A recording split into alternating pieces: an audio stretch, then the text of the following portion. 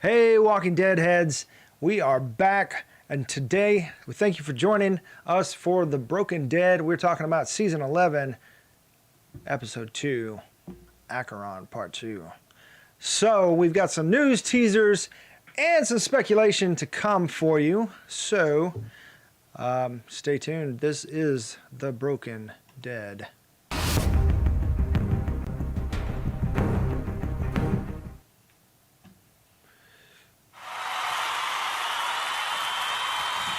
Hey, thanks for joining us. I don't know why I did the applause thing. It doesn't really fit on this show, but it works on the FOMO show.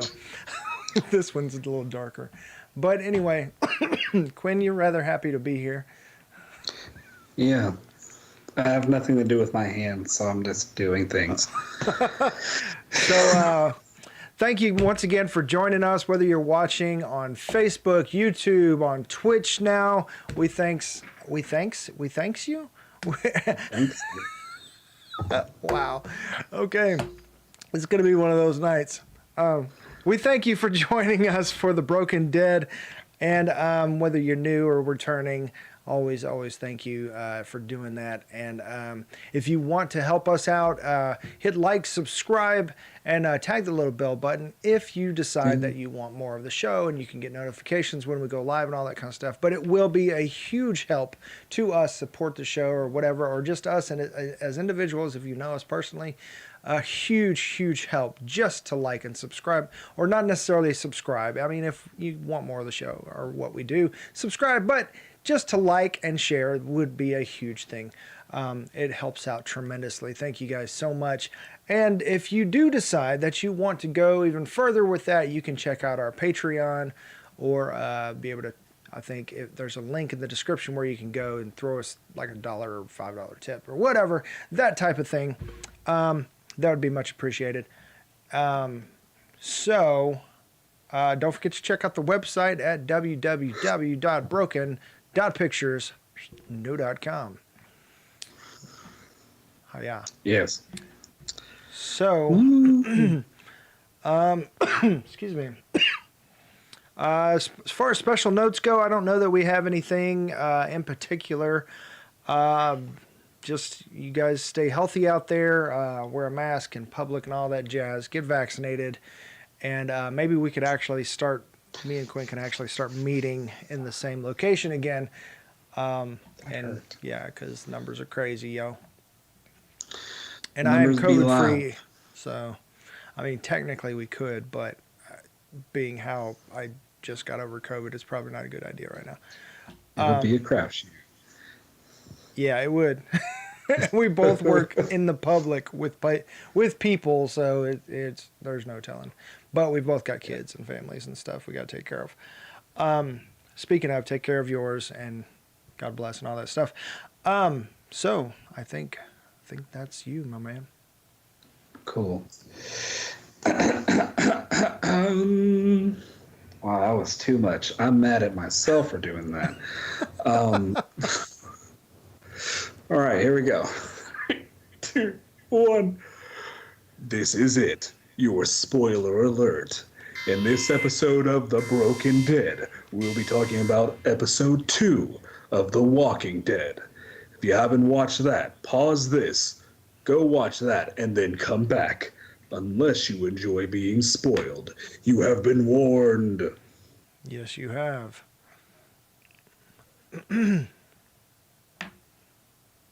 Freeze. Oh, sorry. I was trying to figure out. Okay, got you. Excuse me. Yeah, the cough is still lingering, just barely. It's not really. It's just annoying. So as far as Walking Dead news goes, still, I mean, we're out of 24 episodes, we're on episode 2, so we've got a long way to go. A lot of story to be told. They're coming in a 3-part format. The final season trilogy is what they're calling it, and this is the beginning of the end. Each part being eight episodes long. Yep. Yeah. Not for sure on the scheduling on that yet, but we'll see it as it comes. Also, things are a little awkward. If you are watching on AMC Plus and you have gotten your free trial, or you're just subscribing or whatever, you're getting these episodes a week early. So Quinn and I have not seen episode 3. I haven't. I don't think he has. You didn't watch episode 3? Okay, cool. So that way we can be spoiler free just talking about episode 2.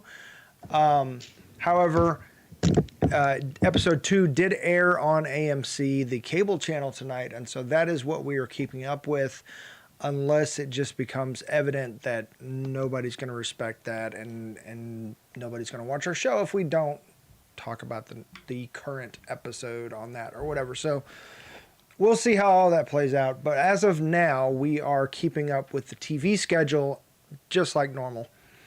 No updates as far as I'm aware of on the Rick Grimes movies or the Daryl Carroll spinoff. If you guys have anything, drop it in the comments or a link if you would. That would be really nice. To whatever source material you have that is talking about that type of thing. If there's any kind of updates, it'd be much appreciated. So we can chat about it and talk about it and all that jazz. So with that, I'm going to slide it back to you as I adjust one of my lights. All right. No, not twice. Not twice in one episode. All right. So here we are. Season 11, Episode 2, Acheron, Part 2. Maggie's mission takes the team through a subway tunnel, challenged by lurking walkers and a recalcitrant Negan. Hi, Sammy. With Eugene's group, Yumiko seeks answers about her brother and demands expedited processing into Commonwealth. In the Commonwealth. Oh, Ghost says hi, by the way. Hey, Ghost. Sammy says hi. She wants me to throw her stick. You all can't see, but I have a stick in my hand with a dog on the other end of it, and she's slowly biting closer to my hand because she's playing tug of war with me. Oh, that's awesome. You're playing with your dog as you're talking. That's cool. I wish we had just like a dog cam where we could see what our dogs are, show everybody what our dogs are doing while we're talking. That might be the only reason people come, but hey, we get our numbers up. Sammy, quit. But yes, okay. All right, so let's go ahead and rate this episode. I'm going to give this episode 8 depressing murals out of 10. Because, this episode was a lot. It was, okay, now you can hear her. Okay, we're done. Yeah.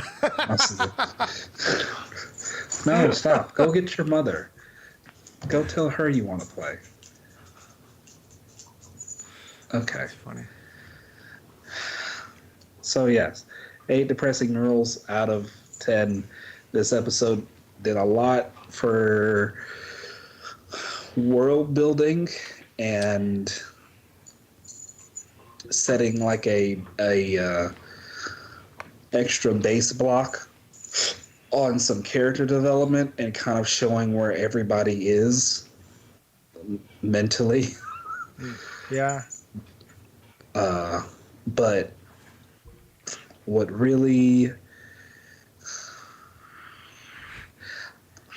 There was something missing, but I don't know what it was. And it threw me off a little bit. So... I don't even know what it is. It'll probably hit me as we go through it. But what would your rating be? I'm gonna say I'll go with I'll say I'm gonna have to say 8 too, man. Just because I mean it was a decent episode, but like you said, something was missing. I think it was better than last week's episode, to be honest, just because it kind of is fleshing out and, like you said, kind of giving more scope as to, like, where the characters are and that type of thing. And really, really making me not like Maggie anymore. Super don't like Maggie. Yeah. So I mean, I'm gonna say 8 creepy flares. Maggie lighting that flare and, oh, let me tell you a story. Let me tell you a story. 8 creepy campfire stories.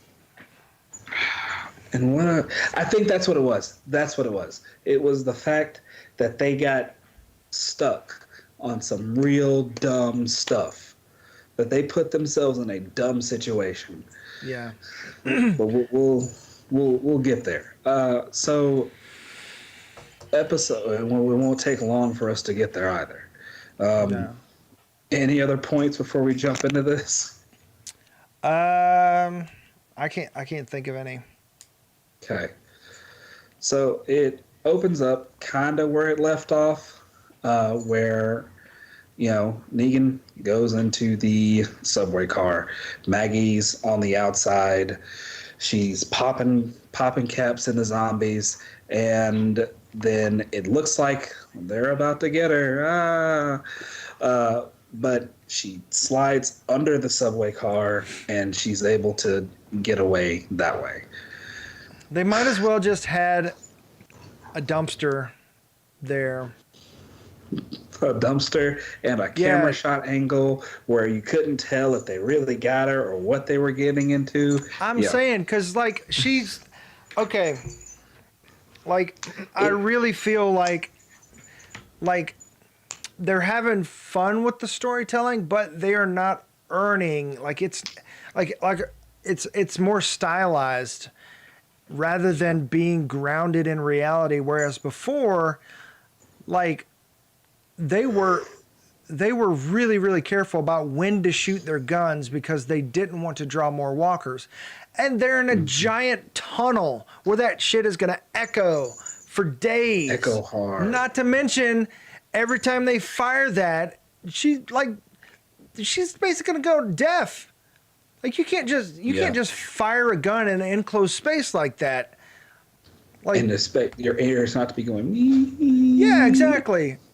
And yeah. And these guys are, they're adept enough with dealing with walkers that you see, I mean, there are scenes where it's almost like they pick and choose when to let them be badasses and when they're just going to take a huge step back in character building.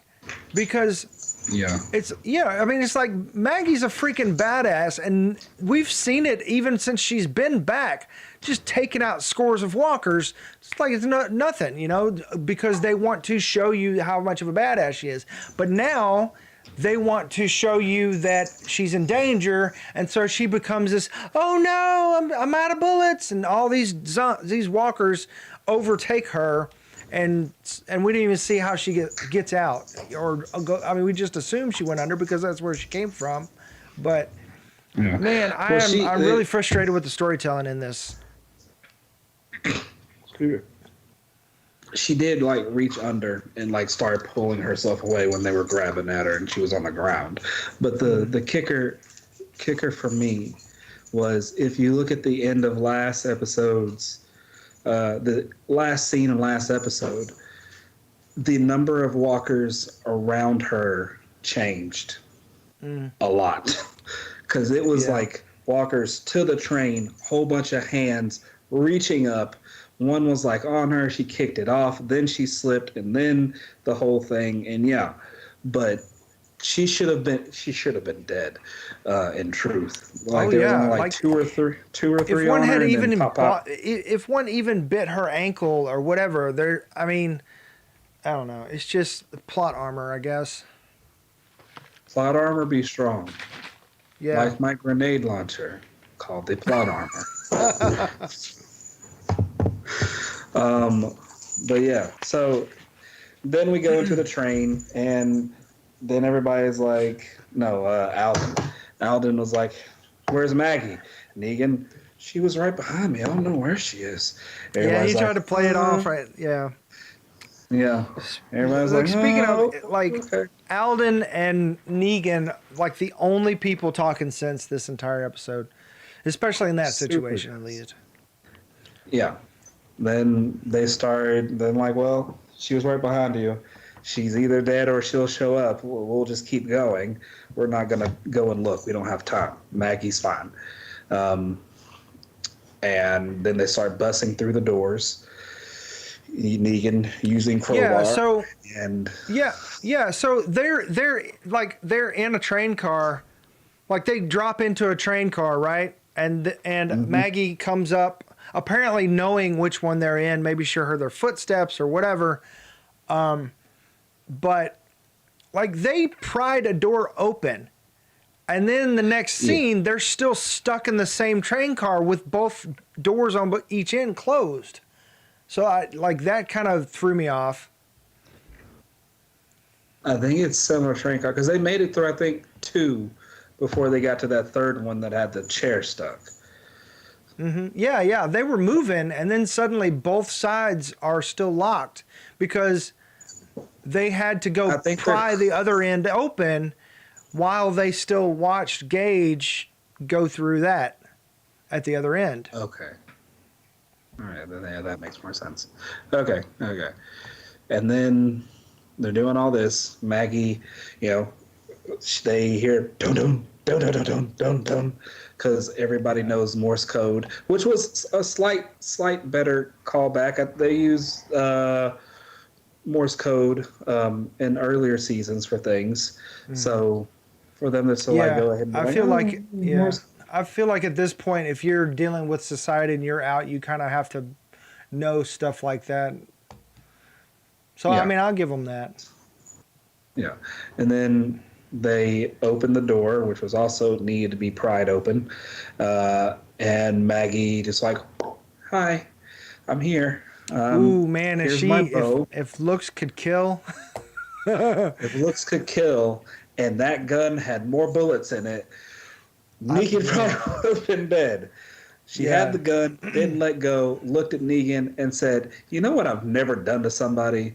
And then everybody else is like, "What?" Pistol whip someone. And they're like, "Really?" And then she pistol whips Negan. And I'm like, wow. Yes. Like she straight up, she didn't even like turn the gun around and like use the handle. She like just like straight up just like whack. She just whacked him in the mouth, and he was like, "Yeah, all right, I guess I deserve that."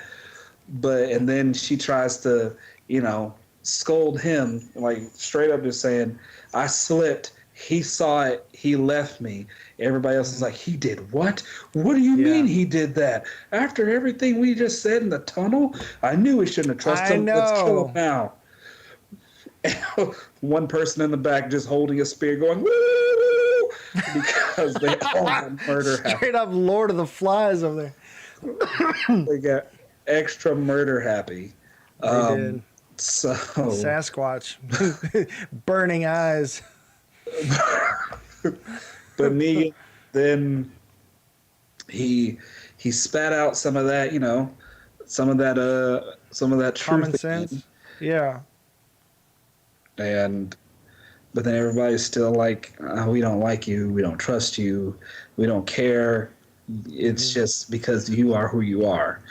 Yeah. I mean, he makes a good point, as he usually does. He talks sense. That's why he's leadership material. Just like, look, there's a big difference between like purposely killing you and just not helping you. I mean, that was like, I feel like that was like a huge plot point in Batman Begins at the very end. So, okay, I get that. Most definitely. It's like, I don't have to kill you, but I don't have to help you either.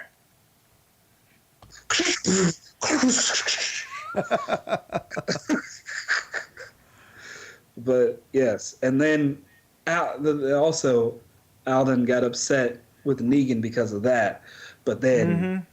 30 seconds later, uh, yeah, we'll just stay with the train car until the end of the train car stuff. Um, 30 Yeah. seconds later, they get one of the two guys who ran away in the last Yeah. episode, one who Gage. had the ammo and the other who had the battery packs for the flashlights and stuff. Mm-hmm. What was his name? Oh, you're talking about the kid? The kid's Gage. Yeah, Gage. Yeah. Yeah. And he Yeah. was one of the three kids that kind of teamed up on Lydia and when she first came back, when she first joined the group and everything.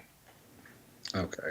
Well, I guess So just yeah, I mean so he has a history of being an ass, but he's still trying to be part of everything, you know. he's And still trying to help. You wouldn't have went on this mhm. mission if you wasn't trying to help in some way. Yeah, exactly. But he still didn't deserve what would happen to him, even though at the last minute he's still like,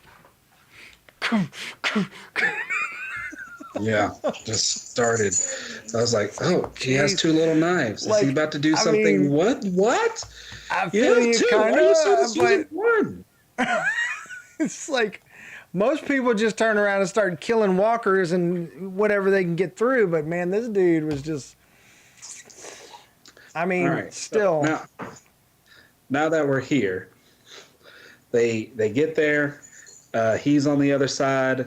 They're like, hey, did you close the door while you're coming through? And apparently the doors where he was coming through were easier to open than the doors that they were coming through. So, because he was able to get them open by himself. And it was at least two more. Yeah. Well, it was just one more because Daryl came through the same door later. And he was like, help me. And they see walkers come in. And it's only like not even six or seven. It's like three you see shuffling in at first. They're like, we don't have the ammo to clear. And Maggie's like, we don't have the ammo to clear them. We're not opening that door. And Alden's like, what do you mean? We can kill them quickly and it will be fine. And everybody else is like, nope. Stone cold stares, looking at him. He takes out his little Gabriel, of all the hypocrisy ever.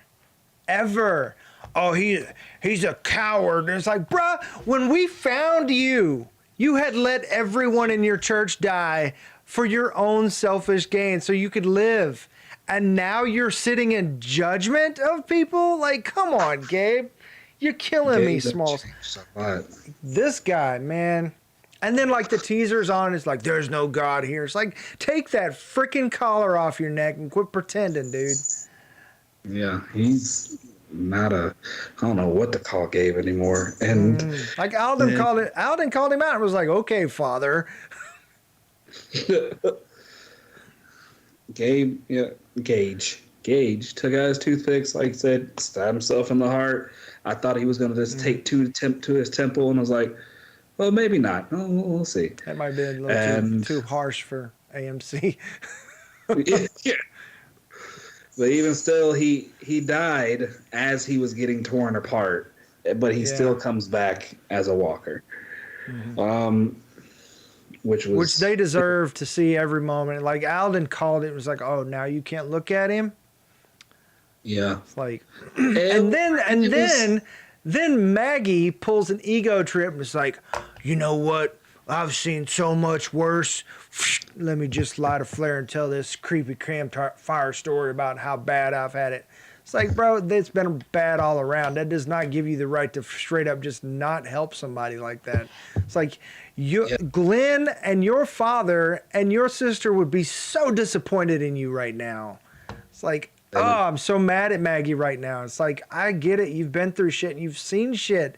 But damn, woman, like, where's the moral compass on this show anymore? Like, only in moments. Like, nobody is just like the moral compass anymore. I think that's moral compasses die, and that's why. Well, yeah, I get that, but like, I mean, even Rick, like, I don't think even during the Rick-tatorship, I don't know that Rick would have done that. Like that was a Shane move right there. And Rick approached doing things like Shane on several occasions, but I mean, like killing the woman that he had a crush on, her husband. You know what I mean? Like, yeah I mean, he did some pretty shady shit too. But I mean, I don't know. Like he was never Glenn or Herschel either. He killed the woman. I mean, he always kind of waited for a reason to do the thing that he really wanted to do. He showed restraint until it's like, okay, because literally, once he got the okay, kill him, because he killed the current, the original leader of Alexandria's husband with Michonne's sword. The second he got the okay, whipped out the pistol, pop, he was done. Sammy, but Maggie is she's just numb, and I think a lot of folks are. Hello, you there? Where'd you go?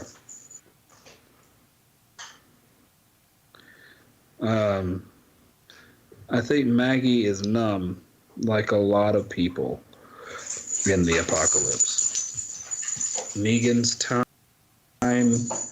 in. Is everything working? He's okay. I see the video's caught up now. Negan's time in his cell over all these years made his ego damper down and his conscience grow more, and that's probably why he's the way he is now. And then the relationship he has with Judith also helped Negan become who he is.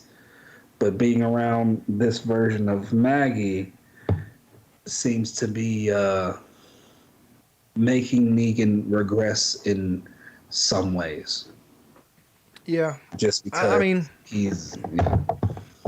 I see what they're doing with the whole Maggie Negan thing where like, so they're trying to justify Negan having changed by taking someone who typically is one of the shining lights, moral compass people, and making them go dark so that they're darker than Negan, and so Negan looks better. You know what I mean? Like I get that, and I like where they're going with this with Maggie and everything, and they're probably going to end up bringing her back and everything, but I don't know. I mean, I like the fact that I don't like Maggie right now, and that they're doing something really interesting with it. But I don't know. I just feel like if they were doing that with her, that'd be fine. But it seems like they're taking a huge step back with a lot of the characters. Where, example, Father Gabriel, he's been on this track of going dark, but I don't know. It's like you can't just do the same thing with a bunch of characters. I don't know because they are in a dark place right now, and everybody's losing hope and all this kind of stuff.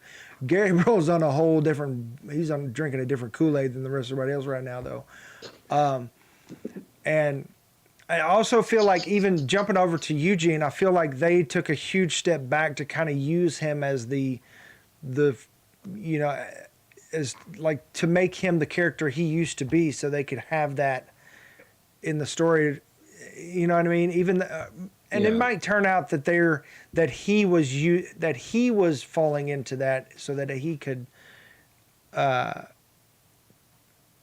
use that to his advantage and kind of lie and all that kind of stuff. So that might be that situation, but I don't know. It just seemed like even when he was dealing with Yumiko and not the Commonwealth people, and Yumiko and the princess and everybody, he was still like this. He regressed a lot. I think, yeah, he did. We'll get there. Get there. We're almost there. Yeah. Let's get through Darrow. So yes. So yeah, zombies eventually, after Maggie's creepy story about zombie babies, because that's what that is. That's the story saying that Yeah, and just that zombie. whole thing is like, you know how cool I am? I didn't even feel anything telling you that. It's like, come on, Maggie. Come They on. made, yeah, they them trying to make every character numb to certain situations, or what I think ultimately was going to end up happening is when these characters, after they go whatever they're about to go through with the Reapers and all of this, when they finally come in contact with Commonwealth and seeing the processing that they have to go through, some shit might go down.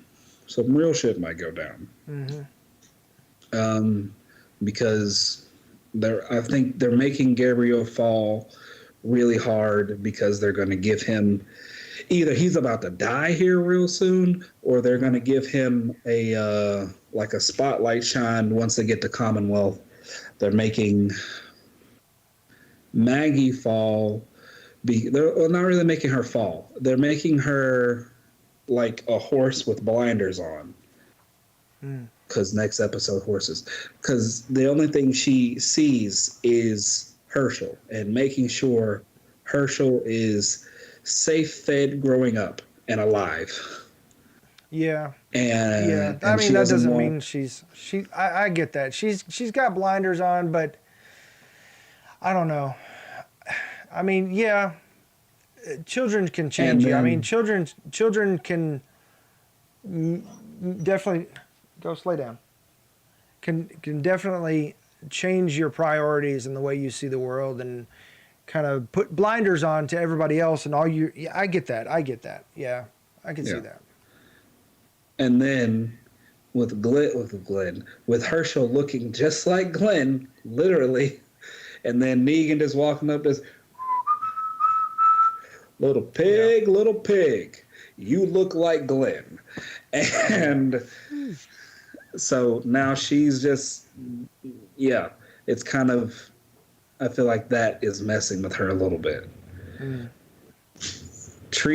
mean, she's thinking as someone would if they're on a mission in the military. Like, you have assets, it doesn't matter how you feel personally about the assets you're working with. If they help you do from point A to point B, you do what you got to do, and then afterwards let the chips fall where they may. That's the saying. Yeah. I would love to see some of this backstory so that we kind of like storytelling and that kind of thing is just a glimpse, but I would love to actually see some of this backstory of like why she is gone so dark rather than just showing up and it not feeling earned, you know what I mean? And they can do it in a little 10-minute, 5-minute stories on AMC Plus, like what they did for Fear the Walking Dead way back in the beginning with the airplane. Yeah. And then the airplane then came into play in like season 2. Yeah, they could do it then, but it just depends. It just depends, I guess. Yeah. They could have really explored that in the bonus episodes from season 10 too, because they really went into some character development stuff. Yeah. But from that point, walkers get in. They start firing, doing some, Gabriel's like, I'm going to shoot. Y'all shoot arrows while I grab new gun and reload. And we just see what happens. Dude was aiming with his bad eye, though. I mean, I couldn't not see that. He's like holding the gun like this. This is his bad eye. He's lining it like, bruh. I mean, I don't know. Like, lean over a little bit and use your good eye, my man. Did the zombie blood give you powers, Gabriel? Did it give your eye powers? Apparently. That dead eye made him dead inside. Something made him dead inside. But we've been seeing this for a while. When he was burned the bodies, and then Rosita came up there and she was like, "Yeah, you're pretty dark now. I think I'll just stay with you. Uh, was it last season? Yeah, it was last season. That's so long ago. Yeah. Yeah. All right. But yeah, Daryl. We're on to Daryl. So Daryl follows Dog. Yeah. Daryl with Who one of obviously his- also has superpowers because he was able to just knock down some concrete wall with the butt end of his crossbow. Yeah, we find literally opening scene. We don't see anything else of how Daryl got through the rubble and or all that. He's just there at a wall, cricket, crack it, cricket, crack it, and he makes a hole big enough for him to walk through. Then finds Yeah. Dog kind of like Big old chunk. just chilling. Hmm? Take some big old chunks of concrete out of that Big old that chunks of rebar enforced concrete wall. subway wall concrete, which yeah. So they make it. They make their way into this another subway tunnel that is vastly different than the body tunnel that we found. This tunnel seems more like a tomb. It has remnants of a bygone era to the max. Yeah, Like, people were homies- living there. People were living there. There was a TV there with a DVD on top. There was a guy wearing what you probably used to be a nice suit who had a bullet hole in his head and his arm fell off or was ripped off. Yeah, And all a that money. briefcase full of money that Daryl looked at and did not flinch because what is he going to buy? Had he only known about the Commonwealth and how much hassle they give over a $2 bill. Homie would have grabbed the briefcase and held it up with the arm still attached. It's like, you could have took the arm off it. No, I couldn't have. Here you go. And Making him a necklace Just- out of arm pieces instead of ears this time. I feel like that's gross and heavy. He finds this mural that was done depicting this family wearing a crown. The family looks like it was basically just a mural Well-to-do. on what? Yeah, they were a well-to-do family. It's like classism Yeah. and stuff like that. Classism, well-to-do family.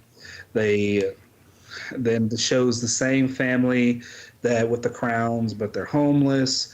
Meaning, after the fall, these people who were in this positions, I guess, of they were, upper class, the kind of folks, even though they didn't have anything anymore, they still acted like that. And because of which, even though they were in the same boat as everybody else, they were killed and torn apart. Because the next depiction shows a swarm of the living ripping one of them to shreds. Yeah. Yeah. They literally ate the rich. Yeah. Which I feel like is Well, a maybe. whole bunch of, might be a little bit foreshadowing for the The Commonwealth. future. Yeah, Angela Commonwealth. Kang said that classism would be a running theme in this season. So get ready to see more of that, and let's get ready to see how that mural is going to come into play. Maybe, but yes. He finds a picture of a young boy and his little sister sitting on a swing in a Ziploc bag with a $100 bill with Benjamin on the front with just a note to his dad of how he hasn't seen him, how they haven't seen him in a long time and that they miss him. So, Yeah, and they had to move on, and Mom didn't listen. And yeah. but it's almost like the same kind of situation with Rick and his family, except they just weren't so lucky to meet back up. Yeah. So that's, and and who knows how long. It's probably been years. It's probably been close to 10 years at least. No, it couldn't have been. maybe for that part of the tunnel, close to 10 years. But for the tunnel that everybody was in, killing walkers, it couldn't have been 10 years because some of those bodies look really fresh, or fresher than some than others. Yeah. So, but yeah, then Daryl ends up meeting the other guy who ran off. Oh yeah. So also, little tidbit there. The bunny they found in last episode, that it was from that little girl. That was her holding the bunny in that photo. Yes.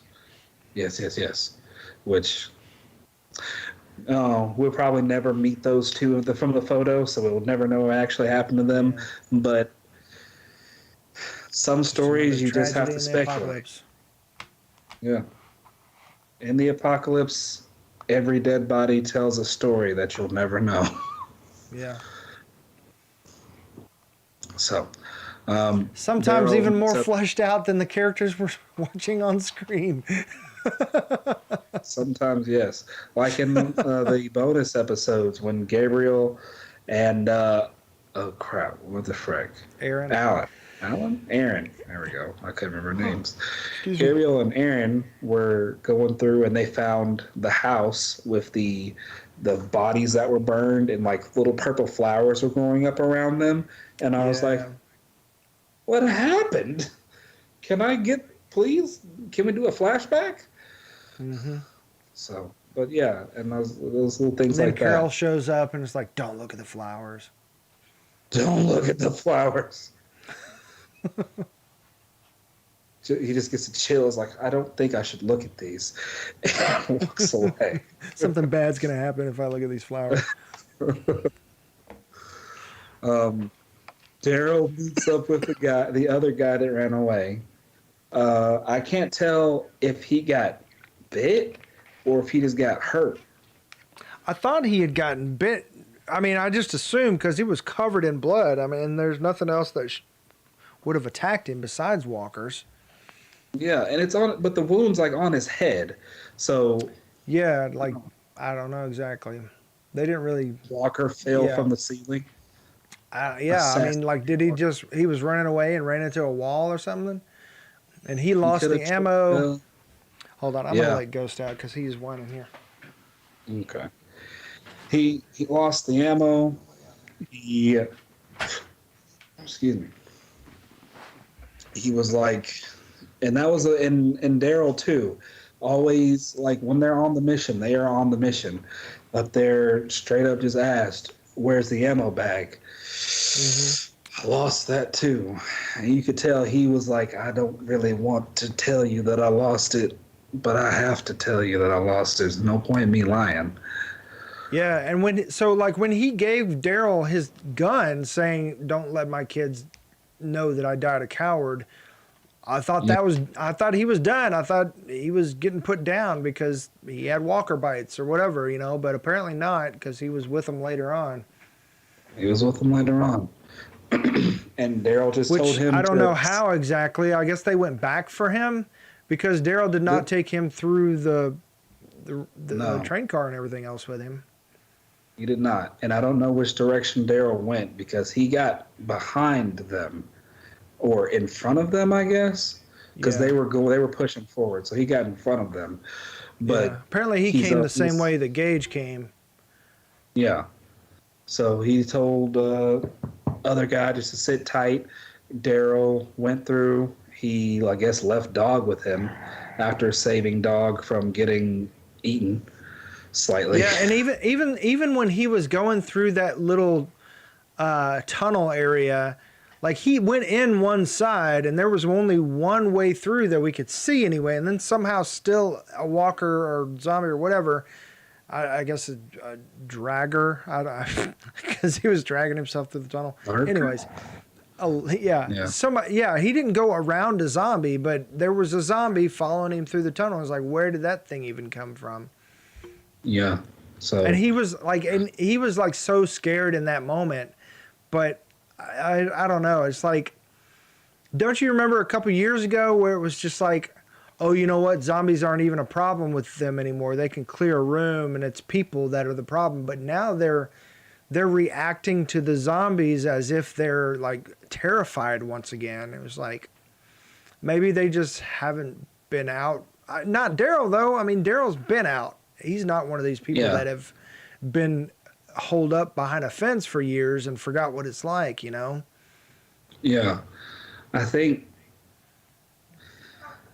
dealing with so many, like, I mean, it's probably, it might be like a level of preparedness, because if you go into somewhere, like if you're playing a video game and you got certain upgrades and you got certain stuff that will make you pretty much a goddamn Terminator, you're not going to worry about things. And they don't have bullets, so they don't feel like Terminators anymore. So they have swords, and they're in a closed space and enclosed space using... And a mace. He had a mace. I forgot about the mace. So, like, yeah. And then, so, dude, like, he kills the walkers with the mace. And it's like, okay, I've got 3 weapons. I'm going to use all 3. And it's just gratuitous. I mean, I don't know. Equip my bow. Yeah. And I'm like, what? Okay, that's fine.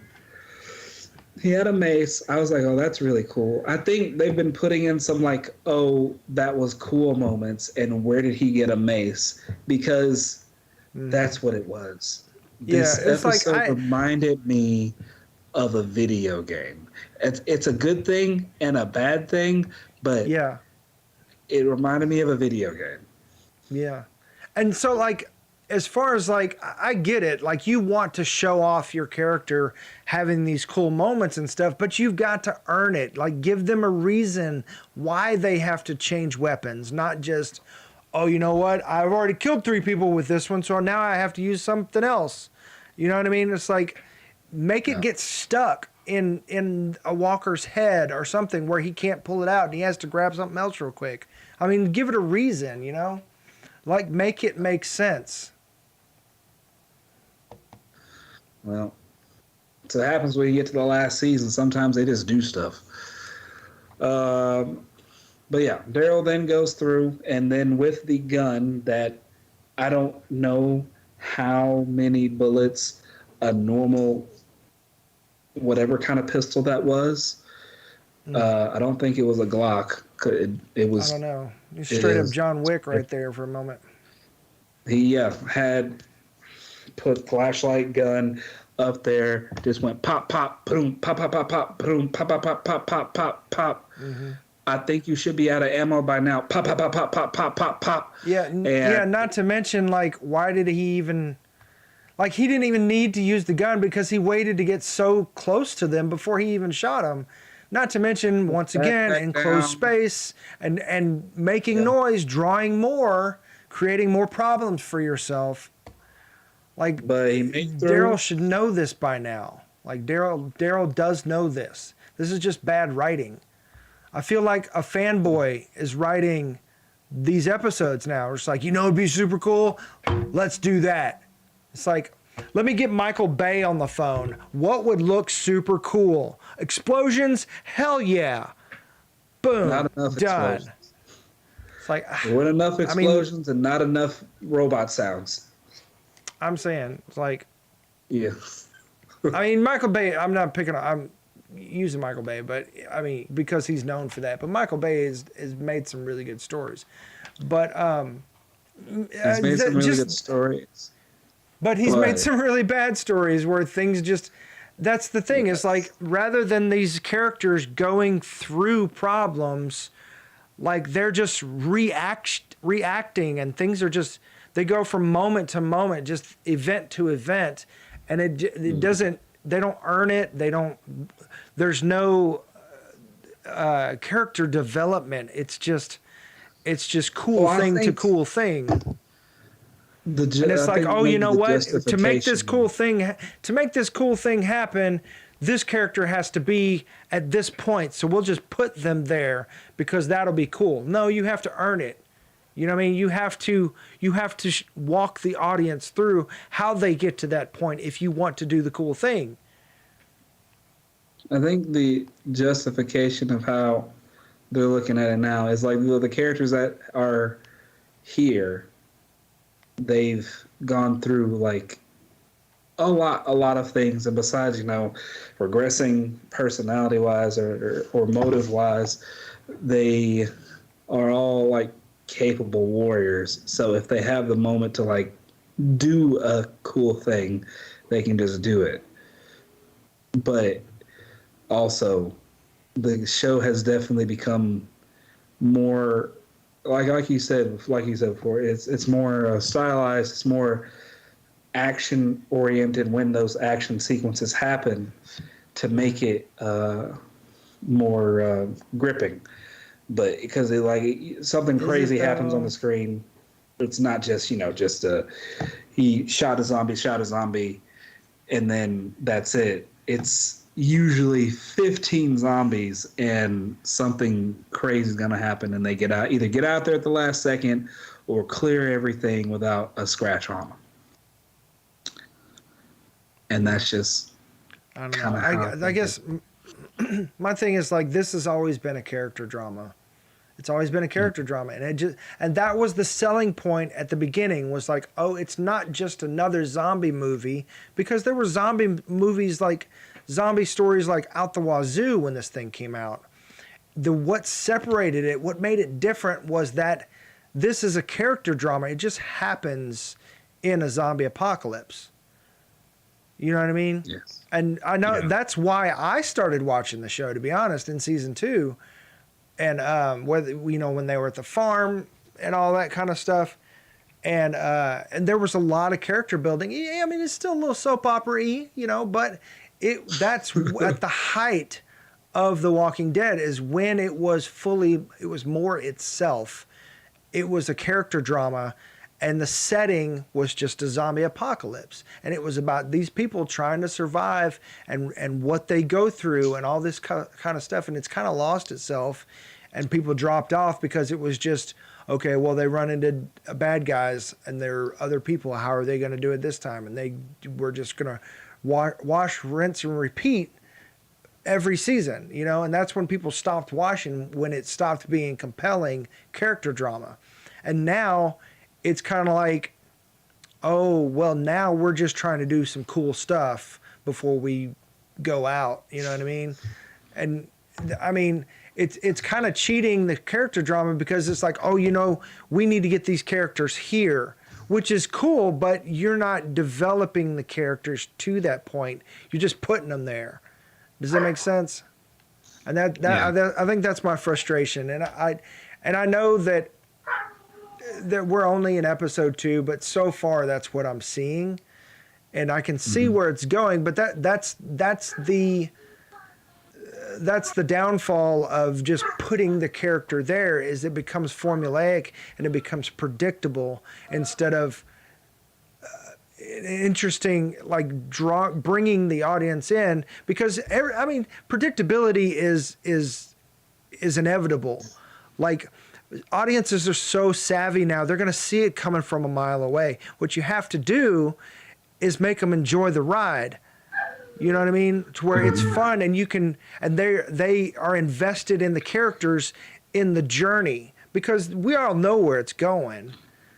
You can't just, if you're just thinking you're going to be the most clever person and bring this super clever twist, you're mistaken. Somebody's going to figure it out. That there's no point in that, in my opinion. That it's all about bringing the audience along in these characters' journeys, and that's where real storytelling is to me.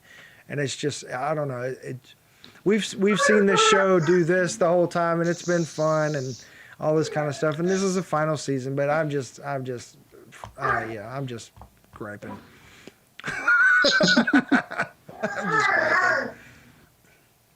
Well, they're just gonna get lightsabers and fight aliens, so that's fine.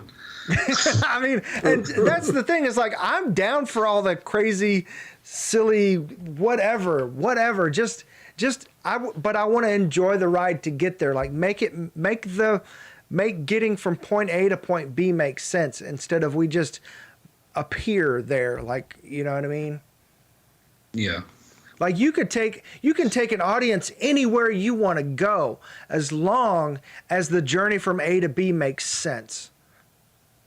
Like there have been shows that have gone from something really, really grounded to something insane. And it just gets more and more crazy. But the audience was invested because they were there for the ride. You know what I mean? Mm-hmm. And it makes sense. Yeah. Well, Daryl saves everybody. Yeah, I'm sorry. Yeah, Daryl.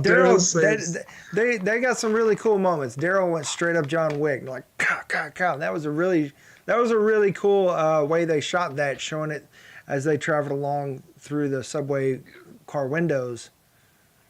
Yes, with the hands reaching up on the wall the entire time. No one could get in, but they were definitely beating on that window.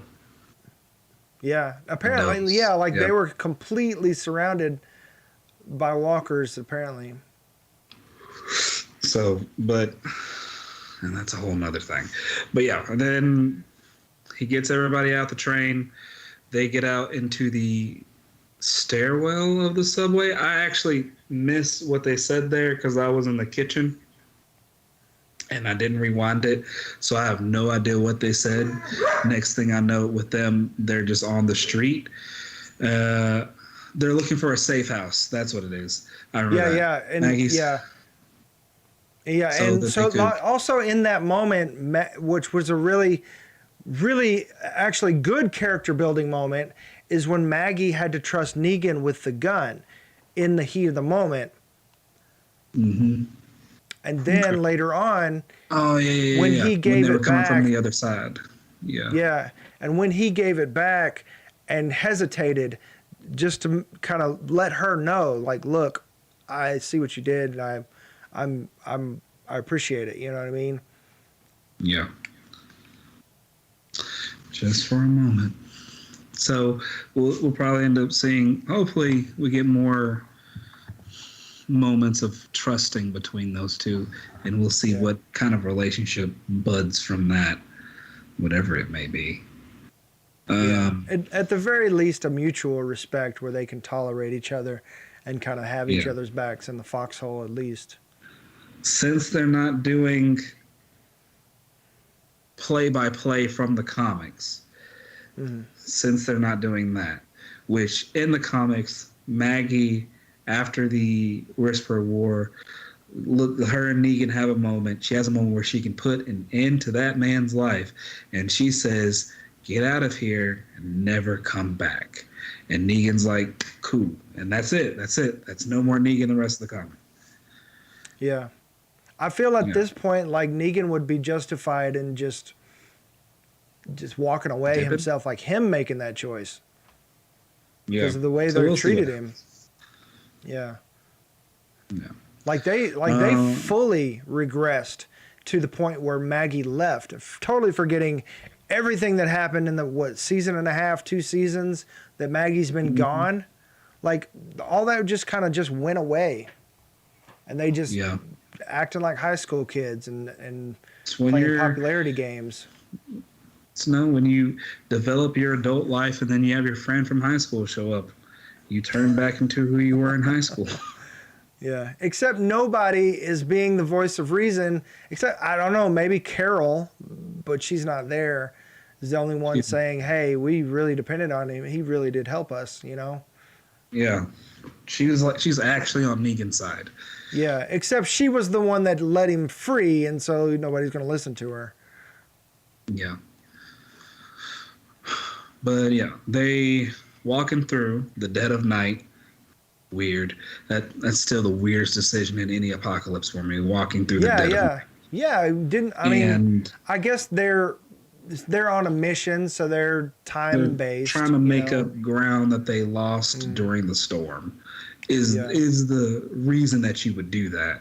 But plus they're worried that the Reapers might be following, so I think they're trying to, even though they're walking like in the middle of the street and everything. But I don't know. But speaking of the Reapers, they come across a whole bunch of bodies in I forget, like the flayed man pose in a whole bunch of trees. And like looking at the first couple of bodies, they don't look like they've been there for a while, and they're actually dead. So they look like some freshly killed people. Yeah, but they're not moving like they're actually walkers or anything. They just look like they're just... No, they're just kind of like how Nero used Christians to light the streets as warning signs, in ancient Rome. Yes. And then they're up there talking and looking. Forgot what Negan said right before something whizzes past him. I'm thinking it's an arrow, but then something gets stuck in the other guy's leg. Oh yeah. It's one of those knives. It's very, very similar to what's Maggie's friend that wears the mask. Mask Boy? That's his name. I don't know his actual name. Yeah, the one that's silent because he's got trauma. Yes. But who's a very proficient killer. Yeah. That knife that was thrown into number 2, I'm just going to say Maggie's number 2, his leg looked very, very similar to the knife that that guy wields. These little sickle-looking situations. Sickle size. And there's also a rumor going on online that guy is actually, with the mask, that he's actually a Reaper, and he's why they found everything. Because he wears a mask just like them, and that knife looked very similar to his. Damn. That would suck. That would suck big time. Especially everything he's been through with them. Yep. Then they start pulling away and scattering, and then you see folks dressed in all black and in masks with weird weapons, fun weapons, some Mad Max looking type stuff, walking down the street, and that's the end of the episode and everything with Maggie's group. Yeah, they look like badasses. Yes, that are going to be difficult to kill, but we'll see what happens. Yeah, but good news is there's not a whole lot of them, it seems. But we know they're military for sure, just based off the one that came after them. Yeah, they're definitely mercenary types. So, which means they are proficient killers and will be difficult to kill. But yes, moving on from there, we're just in Commonwealth. Eugene, Princess. Yeah, and Eugene comes on the scene and is freaking out because they took Ezekiel.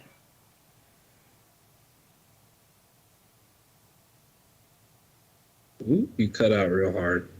Eugene came. Yeah. Oh, did you get it?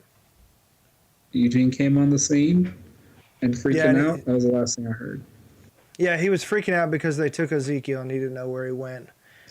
Yep. They took Ezekiel. Princess... What was Princess doing this whole episode? She seemed like she was just... She went to the bathroom and spoke Spanish. She went to and the got bathroom. excited about toilet paper. Because they have toilet paper. That's really exciting. I was excited. I was saying, toilet paper. Probably hadn't seen toilet paper in a decade. Yes. Yumiko, as we got in the teaser from the Talking Dead last week, went up there. Look, I know how stuff works. I used to be a lawyer. I need you to go ahead and bring me your manager. And she's like, you want to speak to my supervisor? And Prince is up there, yeah, we want to speak to the manager. Yeah. And ice, baby, stay cold as ice. Yumiko gets put back in the room with the interviewers. And she started treating them like her name was Queen Elizabeth and they needed a dressing down. Started like just like listing off like, yeah, Seems like this used to be your job. Blah, blah, blah. Other words make you very uncomfortable. She broke him down hard. Broke him down hard. Guy over here, he used to be a researcher. Your brother's name is Dale. I knew your brother. It's fine.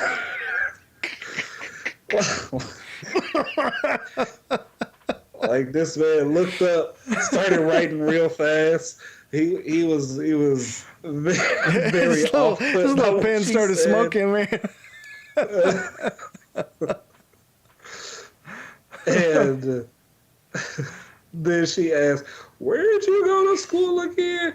Let me remind you, I went to Oxford. So, do you want me to list my professional credentials again? Man. And that was it. She laid it down hard. She laid it down hard. Like, you need me. Yes. And then Mercer brought rules. I like structure. Mm-hmm. I'm looking for my brother. Yeah. Mercer brought that cup of coffee, and she was like almost couldn't hold it together for a second. Oh, coffee! She got a little excited. It was like, "Oh, coffee!" I couldn't decide if it was excitement because of actual coffee, or just that she got her way. Yeah, exactly. That she accomplished what she meant to. Maybe both. She would have straight up fainted if he had turned it and you would have saw the Starbucks logo. She'd be like, "Oh." Wrong show, Game of Thrones.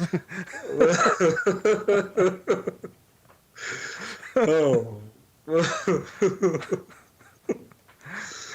Product placement. I'll be your barista, Mercer.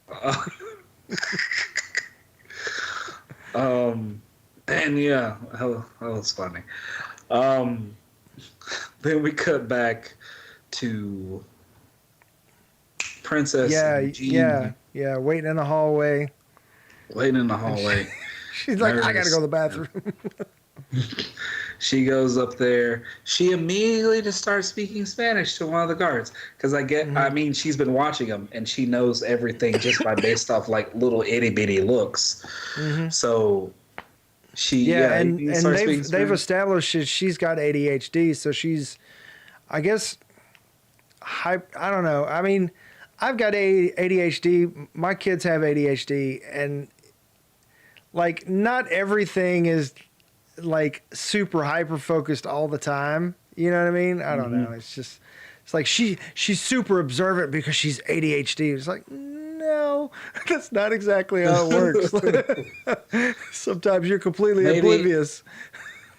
Maybe it's the combination of isolation plus reintroduction into people equals I know everything because I see everything because I've been alone for so long. Yeah, it's a plot device. Yeah. But I mean, when it works, it works. When it works, it works. Plot device. Although I don't speak Spanish, and I really wish they'd translate it up on the screen for me. I'm really kicking myself because I used to be able to understand it, but you know, you don't use it, you lose it. Don't use it, you lose it. And yeah, and then the last thing, wait, you have actual toilet paper? Like, yeah. Oh, I'm excited. She leaves, and we don't see Princess again for a while. Yeah, and actually, to kind of like play on Eugene's anxiety, one of the guys kind of follows her, you know, and then later on, Eugene's like, "Oh, where did my friend go?" And he's like, "I don't know what you're talking about." I'm like, what? Yeah, that man hit him with that gaslight, girl boss, gatekeep, sit down, please. And yeah, and then his other friend's like, "Nobody's in there." What? Like I could see him freaking out and his anxiety getting the best of him, but man, they really went hardcore on that, and he regressed big time. He regressed. That's what happens when you get gaslight, girl boss, gatekeep. You start getting extra paranoid. And so, yeah, then Eugene goes back to his cot and cell, I guess. And we see him in the middle of the night, just sharpening whatever little piece of wood he Making a can. shiv. Up there, And- I'm gonna play Assassin's Creed on these guys. They don't know what's about to happen. And so I forget his name, Josh McDermott, maybe, was on Talking Dead, and he was talking about how the last time they were in a situation like that was when they were at Terminus in the things trying to come up with like little ways they could fight back. And he said like Eugene wasn't in that space where he knew somebody was going to protect him and he didn't even have to do that type of thing. But this time he was really taking initiative to kind of make his own. So I think, well, his anxiety was so convincing. It seemed like he regressed, but maybe he didn't regress as much as like it seemed like, because he made himself a shiv. He was ready. And then in the moment when Mercer was like, "You're a bad liar," he was like, "Bet." I am Eugene. Here's a little make you nervous by talking about my virginity. You thought that made you nervous? Look here. This is my extended rat tail. Took me years to grow this. I hate it. Flips it back around. He didn't even need to make a shift. He just whipped everybody. We secretly learned Eugene's Medusa from the Inhumans. Oh, man. And yeah, so he's in there. He gets brought into Mercer. And then the other guy, who I think all he does is just write random things on the paper. I don't think he's actually writing anything down. He's making his grocery list. I need to get some bread. Delilah literally likes that butter that they had. I think it was honey butter. Yes. And then you just see a side note. How did she know my brother Dale? But yeah, Mercer said, "I'm going to ask you two questions, and I want you to be honest." Question one, which Eugene, did he answer? I don't think he actually answered it. Was, where is your community? And question two. Yeah, he totally played it off, saying that he lied to Stephanie, saying he came from a big community because he wanted to get in good with her. Yep. And then question two, why were you in the train yard? Then he went into this whole really long, I guess you would call it a soliloquy, monologue. It's a monologue. Yeah. Really long monologue of how he's a virgin, which I didn't know. And is that true? And I think it is. I don't know. Because maybe. But, however, I have observed the act more times than I care to admit. That made me uncomfortable. I was like, oh. It's like flashbacks to creepy Eugene peeking over the bookcase. Oh, that makes me very that's very unnerving. That also reminds me, we used to do a little segment called Eugene Decoded, because he would speak in these rhythmic rhymes every single time, but now he doesn't do it as much. Oh. So many questions. From everything he said, raised so many questions. Mm-hmm. Does he still watch? Is he only watching Rosita? Does he have cameras? I don't think he does have cameras. What do you really want the satellite for? Oh, hold on, wait a minute. Yeah. He's trying to pick up those channels, see if they're still there. I'm just waiting. In light of that, admittance, do you have internet here? Circa 2012. All right, thank you. I know exactly where to go.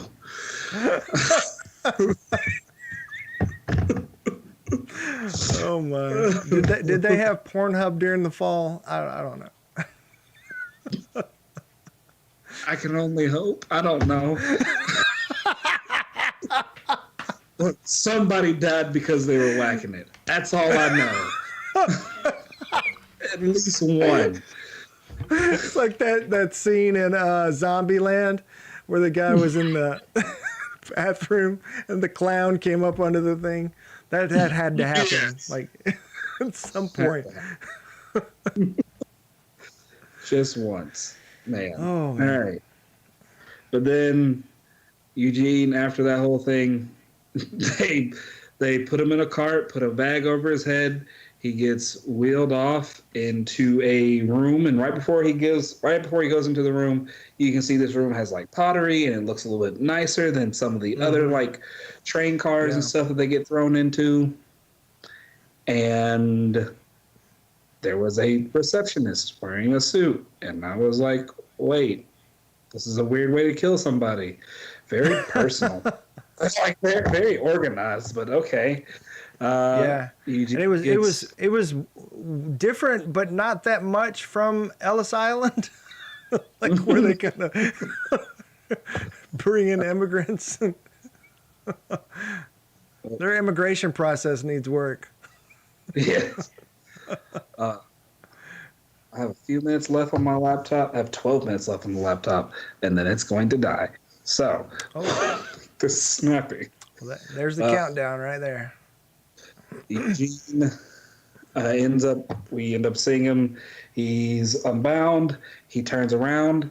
Yumiko, Princess, and not Gabriel. I don't want to say Gabriel. Ezekiel. No, I'm not racist. Ezekiel. You weren't sure there for a second. Ezekiel was like, "Oh, you're here," and then It's like, did they spike your call service? Actually, no, they were really nice. really nice. They like. I get to watch TV. Yeah, I'm surprised Princess didn't say anything about. Oh, and I got toilet paper, and it was the good kind. It was 2-ply or whatever. It was Charmin. Charmin. Oh dear God! I didn't realize I still had Charmin still around. Last time I had Charmin, I was. Let's not talk about that. It was chilly night. And, oh man! I wonder if in the apocalypse it's like. You know how, like, when you go to some third world countries, you're like, you don't shake this certain hand because that's the one they use to wipe. I wonder if it's like that in the apocalypse. It's definitely like that. You have a poop hand and... Oh, okay, time out. All right, hold on. If you have a poop hand, is your poop hand the same as your whack hand? Because if so, somebody caught something gross. Yeah. Like that should probably be a thing more. Is like people getting sick just because they don't know how to take care of themselves in a apocalypse environment. They kind of covered that in the prison with like the swine flu thing, but are you trying to decide which one you'd use? That's the one. That's the one. I'll have to remember that.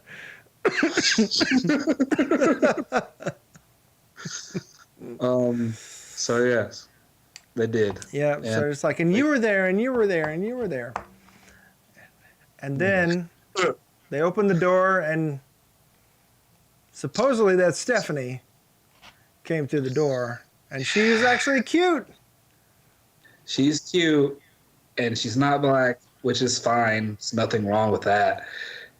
But I guess they're sticking to what they said. We're not going to be doing things from the comics. So Stephanie couldn't be black. She is. So there is a thing, because apparently they announced who would be playing Stephanie earlier, and that ain't her. Oh. So either that's a fake Stephanie, or they changed up the actress midstream or something and just never updated it. Huh. Okay. Well, it's a possibility. It could still be one final test It could still be. To There's a try to possibility. get that information about the community or whatever, you know. Yeah. So it's a huge possibility. Yeah, that's exactly what's going to happen because Commonwealth. Yeah, But because yeah, they're sketchy, man. that's it. That's the end. Yep. So they're Oh, actually, yeah, they were kind of sworn in there for a second, or not really sworn in. They were just like read their, I guess they were up for citizenship. yeah. Um. All right. My computer flashed and said I have 5 minutes. So let. Yeah. Do you have All anything right. else? That's all I got for this episode. You want to go ahead and read the next on, or do you want me to do that? I'll go ahead and read it. I'll do it in regular voice. Episode 3, Haunted. Maggie's mission team gets Haunted or separated hunted? by hunted, like something hunting you. Oh, okay. Yes. Maggie's mission team gets separated and hunted by the Reapers. Carol, Rosita, Magna, who we haven't seen in a while, Kelly, and Kelly attempt to catch horses for Alexandria. Judith, RJ, Herschel, and Gracie cope with their parents going away. Get to check in with some of the Yeah. kiddos. I really hope they answer the Carol Daryl them leaving. Like I get why Carol would leave. She doesn't really she's not really tied to anybody, you know what I mean? And even when she is, she isn't, you know what I mean? She's only Yeah. there as long as she feels like she wants to be there. That's just how Carol is, cuz she straight up just decided to leave Ezekiel and everything. The only person she's really tied to is Daryl, to be honest with you.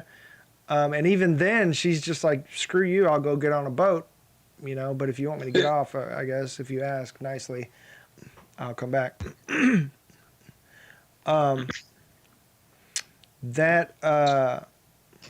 yeah, I hope they answer why Daryl left, because I don't think, even though Daryl is a loner, like he is very emotionally tied to folks. Like he gets very, like he's very he's very close with people, you know what I mean? Like when he lost Rick, he was out there for years looking for his body, you know? Yeah. And felt responsible for that. And so with that, I really want to see how they explain how Daryl's going to leave Judith behind and not feel responsible to watch over her. Because I feel like the only reason he did that before and went looking for Rick's body is because Michonne was there. But now, without Michonne there, unless it ties up with everybody ended up back at the Commonwealth and everybody's taken care of, and then they just decide to go do their own thing because everybody's cool. Yes. They could become some type of seeker or something. Yeah. For whatever.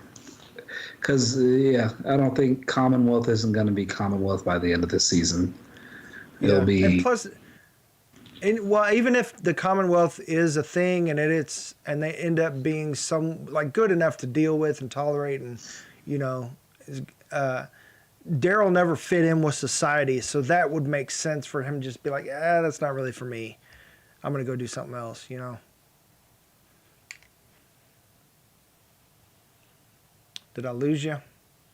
You look frozen up. Either that or you're really good at being still.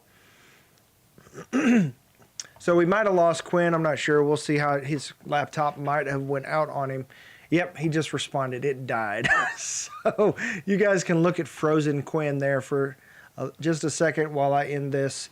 So yeah, we're gonna check in with the kids next episode, and looks like they're gonna be dealing with the Reapers. And it looks like some of the ladies go out to catch horses for Alexandria. And I'm not sure why they're going to need horses, whether they need to go on a journey or if they're going to use those for farming. We will see. And if you are on if you are on AMC Plus, then you can watch that episode right now. And then I'm about to go watch the episode probably tomorrow because it's late tonight. So, looks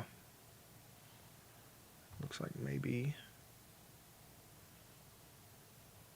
I can't tell if he's trying to call in or not, but I'm just going to wrap it up. So that is it for us. Thank you guys. Food. Quin's going to get food.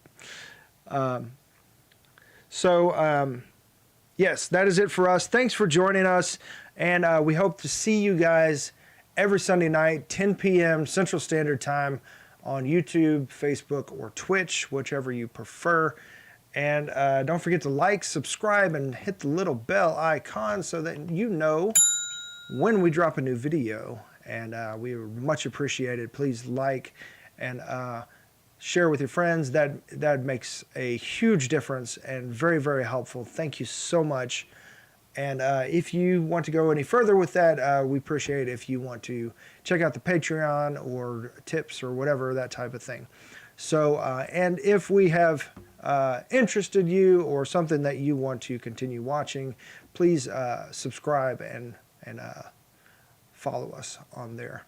So don't forget to check the website at www.broken.picturesno.com, and see you next time this time next week, or 10 o'clock next week. And if you're interested in Marvel stuff, we're covering the What If show on Thursday nights. So once again, thank you and goodbye. Peace.